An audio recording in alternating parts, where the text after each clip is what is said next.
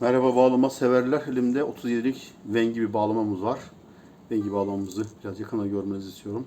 Polisler çalışmasıyla ne kadar çok keyifli, güzel bir e, renk deseni ortaya çıkmış. Ağacın tamamen doğal rengi sevgili dostlarım. Bakın bu türlü her şeyi tam ağacın doğal renginde olan bir şey.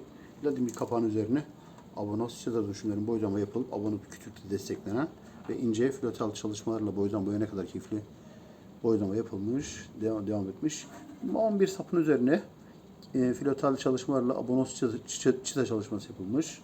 Ama sap üzerine de boydan boya sedef çalışması yapılmış. Bu sedef çalışmaları bakın ne kadar keyifli, özel bir mihrapla desteklenmiş ve finalde abonos burgulu tamamlanan güzel bağlama. Çelik tel olmasına rağmen R kara çektim ama piramit telle mi kadar da uzanan çok keyifli güzel bağlama. Çelik telli olmasına rağmen çok muazzam özel bir bas karakterli güzel bir sound var bağlamanın. Alıcı dostlarımıza hayırlı olsun diyoruz.